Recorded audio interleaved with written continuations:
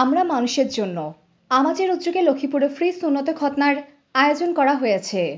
রবিবার ৩রা আগস্ট সকালে লক্ষ্মীপুর পৌর শহরের ১৫ নং ওয়ার্ডে শেখ সাহেব মডেল মাদ্রাসায় সুন্নতে খতনার আয়োজন করেন সংগঠনটি।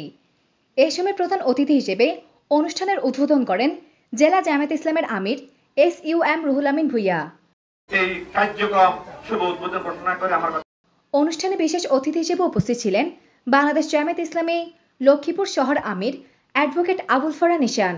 আমাদের সভাপতি মোহাম্মদ মাসুদুর রহমানের সভাপতিত্বে উপস্থিত ছিলেন সাবেক ১৫ নং ওয়ার্ড সভাপতি সাইফুদ্দিন, আমাদের সেক্রেটারি নাজমুল হাসান, দালালবাজার প্রাইম কিন্ডার গার্ডেনের পরিচালক রাসেল হোসেন পারভেজ, সংগঠনের উপদেষ্টা নুরুল ইসলাম সুমন, দেলোয়ার হোসেন, মোবারক হোসেন সোহাগ, জাকির হোসেন, পারভেজ হোসেন, অ্যাডভোকেট মুনতাসির মাহমুদ অ্যানি, ইউসুফ হোসেন প্রমুখ। দোয়া ও মোনাজাত পরিচালনা করেন সুলাইমান শাহ জামে মসজিদের খতিব মাওলানা গোলাম মোস্তফা। আমরা মানুষের জন্য এটা এই মিশন নিয়ে আমার সামনে এগিয়ে যায়। তারা এখানে আজকে ভাতা ব্যবস্থা করেছে, করোনার সময় মানবতার পাশে দাঁড়িয়েছে, বন্যার সময় মানুষের পাশে দাঁড়িয়ে মানুষের খেদমত করেছে। আর আমরাও আমাদের পাশে থাকবো, থাকবো কিনা? কিভাবে? আমাদের পরিকল্পনা বাস্তবায়নের জন্য, আমাদের প্রজেক্টগুলি বাস্তবায়নের জন্য আমরা আমাকে সহযোগিতা করি। তাদের না ছিল স্বাস্থ্য জ্ঞান, না আছে অ্যানাটমির জ্ঞান, না আছে এই বিষয়ে কোনো ভালো ধারণা। কাটতে কাটতে কাজই হয়ে গেছে, তারা এক্সপার্ট হয়েছে।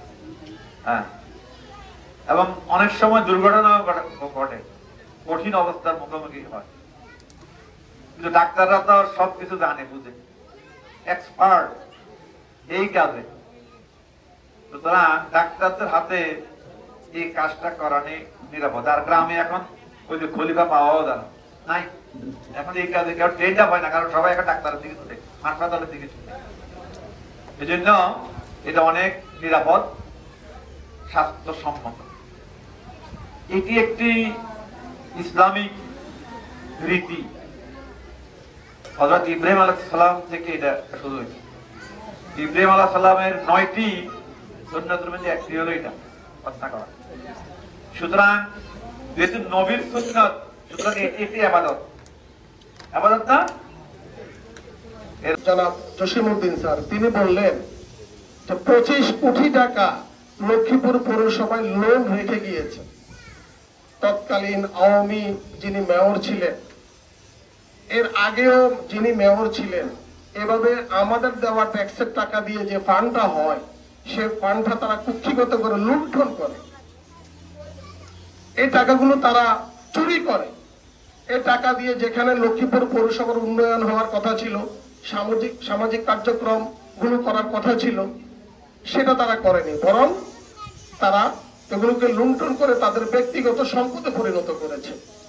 আমরা লক্ষ্য করেছি বিগত আওয়ামী সরকারের আমলে বিদেশে পাচার হয়ে গেছে ২৬ লক্ষ হাজার কোটি টাকার উপরে। এই ধরনের আমরা সাংবাদিকদের মাধ্যমে জানতে পেরেছি।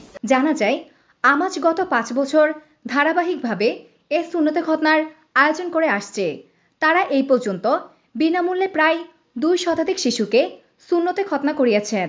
ভবিষ্যতে এই ধরনের কার্যক্রম অব্যাহত থাকবে। এলাকাবাসী জানান, আমাজ একটি সামাজিক স্বেচ্ছাসেবী সংগঠন হিসেবে বিভিন্ন সময় সামাজিক কার্যক্রম পরিচালনা করে আসছে।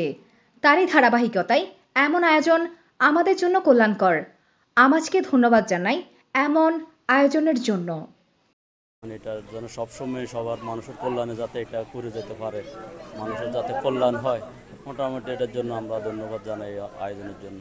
আসলে আজকে আসছি এখানে বাংলাদেশ জামাত ইসলামের উদ্যোগে সুন্নতে খতনার আয়োজন করছে। আসলে এই উদ্যোগটা ধারাবাহিকভাবে